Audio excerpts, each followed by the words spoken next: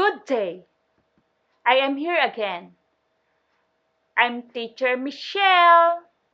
Today, I will teach you how to solve routine and non-routine problems involving factors, multiples, and divisibility rules for 2, 3, 4, 5, 6, 8, 9, 10, 11, and 12.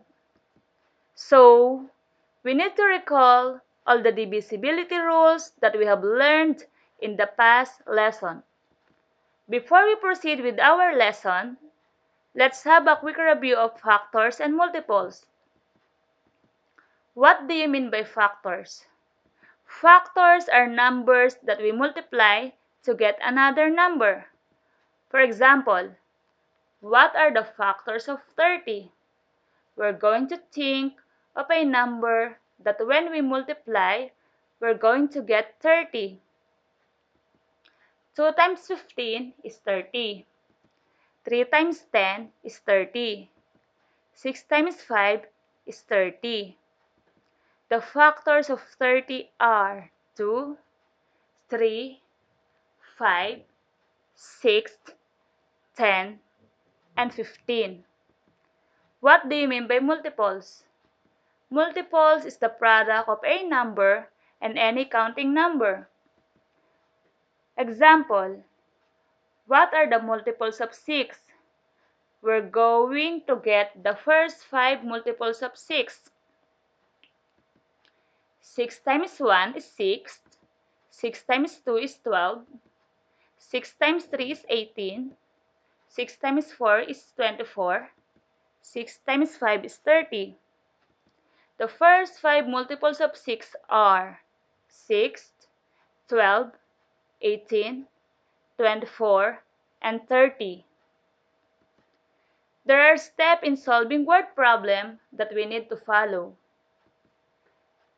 These are the steps in solving word problem. First, we need to understand.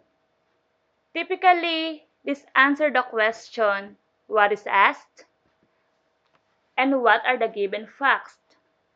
Second step, we're going to plan. What strategy can we use to solve the problem? Step 3. We're going to perform or we need to apply the strategy being used. Step 4. Check. We're going to check if the answer satisfies the clues. Let's proceed to problem number 1. Athena is willing to give reward to whoever guesses his age this year. Her clues state that her age is divisible by 12 and is a multiple of 9, and she is less than 51 years old. How old is Athena? By following the step in solving word problem, what is asked? The age of Athena. What are given? Athena's age is less than 51 years old. Athena's age is divisible by 12. Athena's age is multiple of 9. Plan. Since there are just few numbers less than 51, which are divisible by 12 and multiple of 9, we will use listing method and elimination. Step 3. Solve. Athena's age is less than 51, so our range is from 1 up to 50. Listing all numbers divisible by 12 within that range. 12, 24, 36, 48. Another clue is that her age is a multiple of 9. Among the 4 numbers, we can eliminate 12, 24, and 48 because the only number that is multiple of 9 is 36. Therefore, Athena's age is 36 this year. Fourth step, check. We can check if our answer satisfies the clues provided by Athena. 36 is divisible by 12. 36 is multiple of 9. And 36 is less than 51. Since all of these clues given by Athena are met, we conclude that our answer is correct. Let's proceed to problem number 2. Violeta got a passing score in their 50-item test in math. She got a score which is less than 40 but greater than 35. Her score is divisible by 3 and 9. What is her score? What is asked? The score of Violeta in 50-item test in math. What are given? Violeta's score less than 40.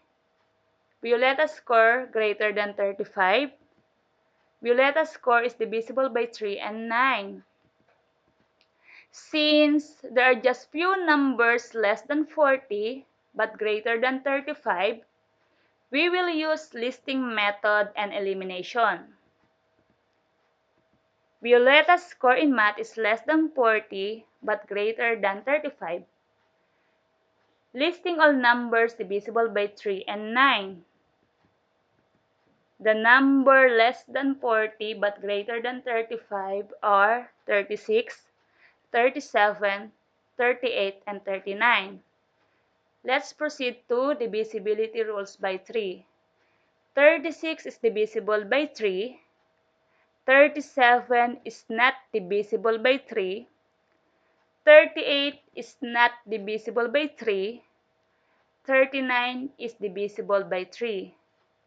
Let's proceed to divisible by 9. 36 is divisible by 9. 37 is not divisible by 9. 38 is not divisible by 9. 39 is not divisible by 9. Therefore, Violeta's score in math is 36. We can check if our answer satisfies the clues provided by Violeta. 36 is divisible by 3. 36 is divisible by 9. 36 is less than 40. Since all of these clues given by Violeta are met, we conclude that our answer is correct. Is that clear? Now, let we move on answering your module by giving direction in every learning task. Learning task number 1. Choose the correct answer. Write it in your notebook. You're going to write the answer only in your notebook that answer the given problem. Learning task number 2. Solve the following by applying the steps in solving routine and non-routine problems. You're going to write or to follow the step in solving routine and non-routine problems. Learning task number 3. Solve the given problems. List down the factors, multiples, and divisibility rules in your notebook. You're going to list all the factors, multiples, and divisibility rules that will answer the problem.